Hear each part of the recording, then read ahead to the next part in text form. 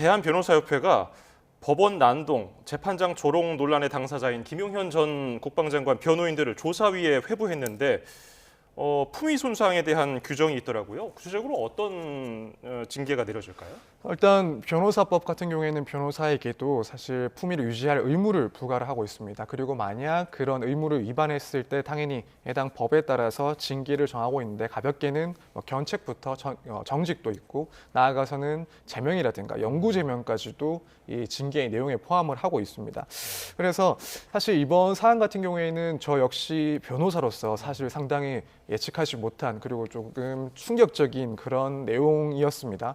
아무리 이제 변호사가 경우에 따라서는 법원에서 의뢰인의 이익을 위해서 재판부와 조금 의견이 대립될 수도 있고 경우에 따라서는 강하게 나갈 수도 있다라고는 생각을 하고 있지만 그럼에도 불구하고 사실 이런 김용현 전 장관의 실질적인 이익보다는 그 이외의 그런 사정이 고려가 된 행동들이 아니었나. 심지어는 법정 안뿐만 아니라 법정 밖에서도 이 법관에 대해서 상당히 비하하는 그런 발언들을 했기 때문에 과거 전례를 찾아볼 수 없는 그런 사안이다라고 생각을 했고 그렇다면 이번 징계가 진행이 됐을 때 과거 비교할 수 없을 정도의 그런 사안인 만큼 상당한 중징계가 진행되지 않을까라고 생각이 됩니다. 특히 이 부분은 개인적인 그런 변호사의 개인의 문제라기보다는 한편으로는 국민들이 봤을 때 변호사 직에 대한 전반적인 신뢰를 또 훼손했다라고 보여질 여지도 분명히 있기 때문에 이 점을 고려한다면은 사실은 상당한 중징계가 좀 검토되고 있지 않나 이렇게 생각을 하고 있습니다.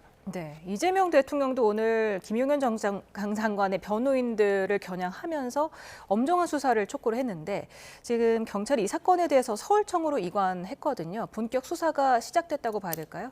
네, 그럴 것 같습니다. 이제 법원에서도 이미 언급을 했듯이 이 부분 예컨대 변호사 협회를 통해서 징계하는 절차뿐만 아니라 형사적인 그런 협의 혹은 고발 고소 절차도 검토를 한다라고 이야기를 했는데 지금 진행 상황을 봤을 때는 법정 모독죄와 같은 그런 형사 처벌까지도 조사가 진행되고 있는 상황이 될 것 같습니다. 지금 이재명 대통령이 이제 이런 부분에 대해서 언급한 이유는 아무래도 이 대통령 본인도 법조인 출신이다 보니까 변호사로서 이 상황을 어떻게 평가했을지 이 부분이 조금 짐작되는 그런 상황입니다. 그래서 저와 비슷하게 많은 변호사들이 생각하는 것처럼 사실은 과거의 그런 사례를 볼 수 없는 이례적인 상황이었고 이것이 변호사직에 대한 신뢰뿐만 아니라 사법부에 대한 또 신뢰까지도 좀 무너뜨릴 수 있는 그런 모양이었기 때문에 여기에 대해서 특별히 조금 언급을 하고 이 수사가 필요하다라는 언급을 한 것 아닌가라는 생각이 듭니다. 예, 이 변호인들로부터 조롱을 당한 이진관 부장판사 오늘 재판에서도 이례적으로 법정 질서 관련 언급을 했었는데